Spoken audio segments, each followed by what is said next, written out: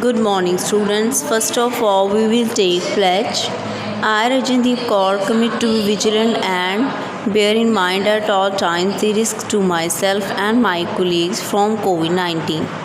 I promise to take all necessary precautions that prevent the spread of this deadly virus.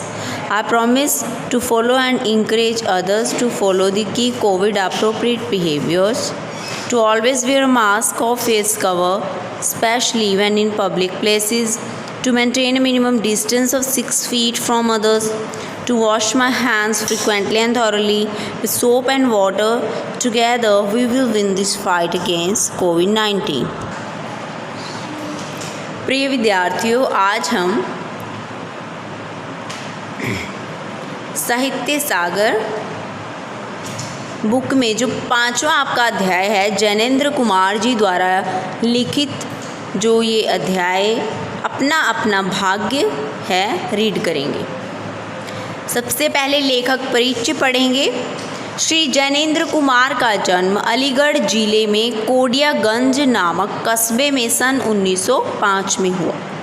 Jainendra की रचनाओं पर गांधीवाद का बहुत प्रभाव पड़ा। ये अहिंसावादी और दार्शनिक थे, अर्थात इन्हें झगड़ा वगैरह कुछ मारपीट पसंद नहीं थी। दार्शनिक थे, फिलॉसफर थे। मुख्य रूप से तो ये कहानीकार थे, पर इन्होंने निबंध, उपन्यास और संस्मरण भी लिखे हैं।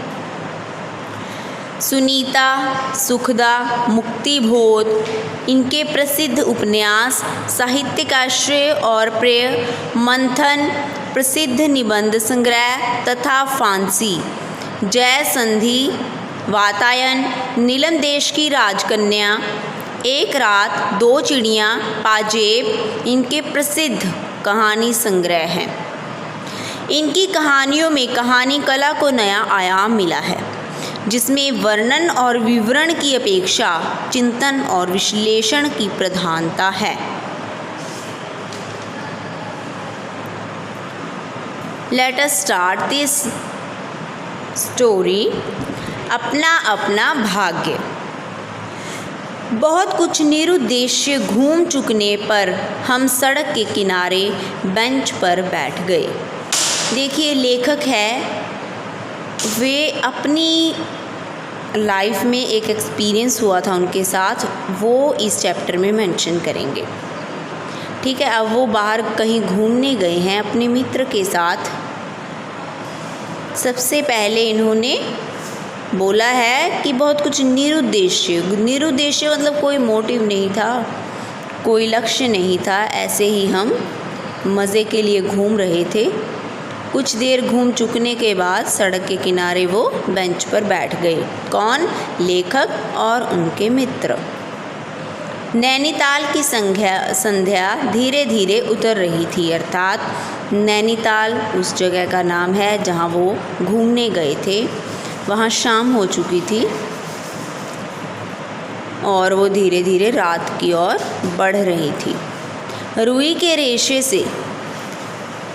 के रेशे इन्होंने धुंध, जो बर्फीली धुंध होती है, उसका इसमें तुलना किया है।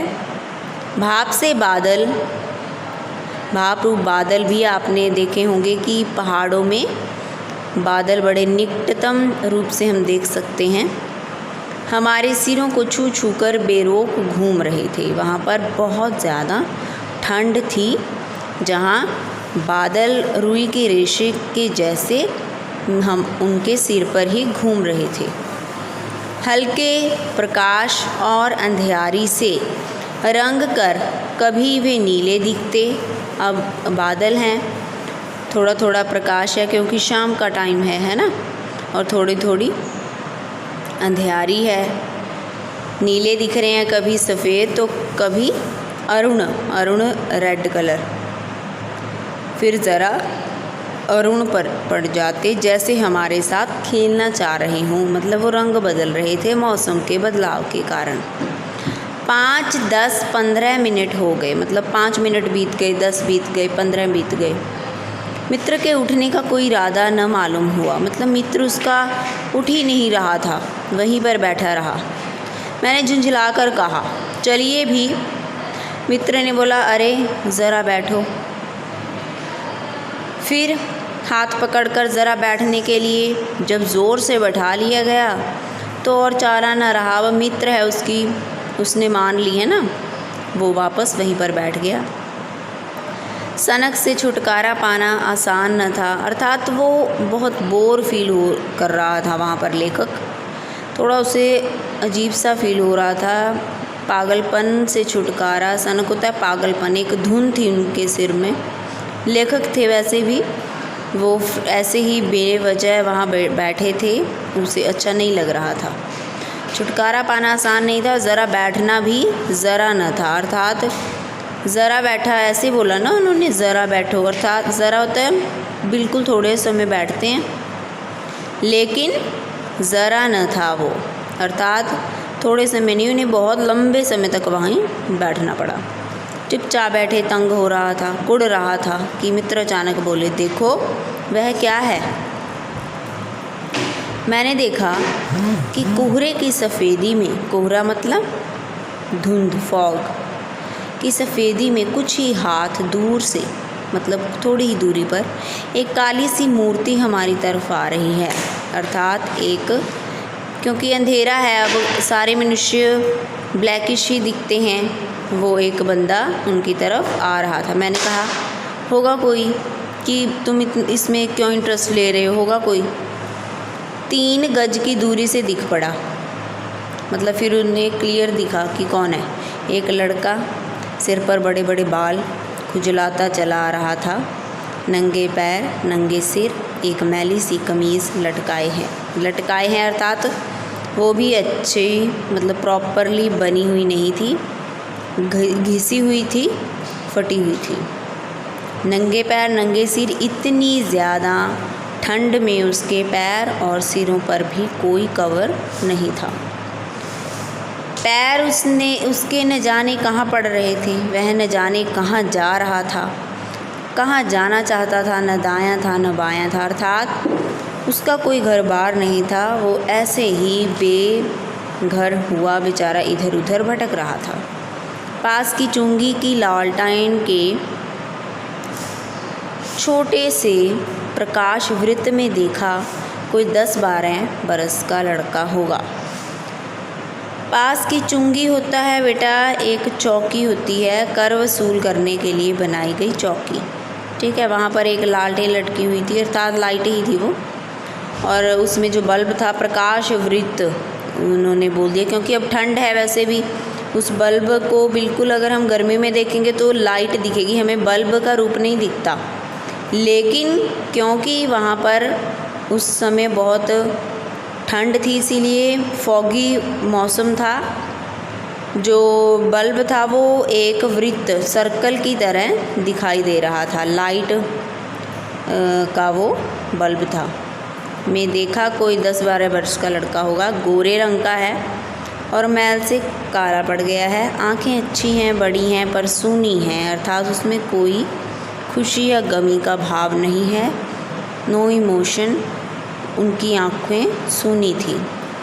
माथा जैसे अभी से झुर्रियाँ खा गया है, क्योंकि उसकी हालत बहुत ही दयनीय थी। आगे उसमें और भी डिस्क्राइब करेंगे।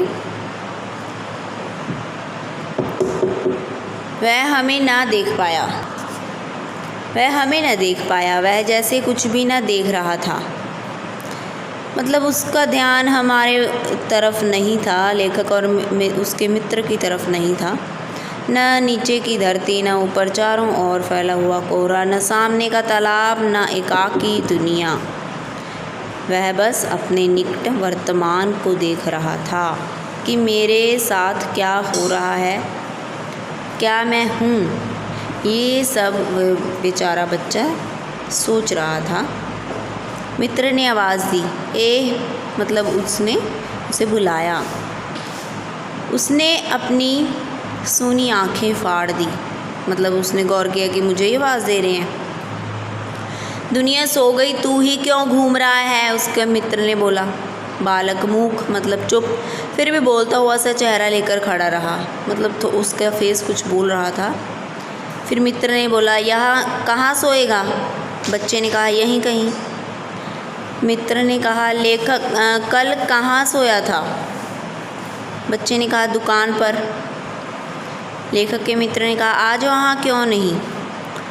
बच्चे ने बोला नौकरी से हटा दिया, उसको किसी वजह से नौकरी से हटा दिया था। क्या नौकरी थी? सब काम 1 रुपया और झूठा खाना। मतलब सारे काम करवाते थे उसे और 1 रुपया नौकरी देते थे और खाना झूठा बचा कुचा किसी का दे देते थे। फिर नौकरी क्या करेगा? हाँ। बाहर चलेगा? हाँ। आज क्या खाना खाया? कुछ नहीं। अब खाना मिलेगा? नहीं मिलेगा। अब मित्र लेखक का पूछ रहा था कि अब खाना मिलेगा, कोई चांस है?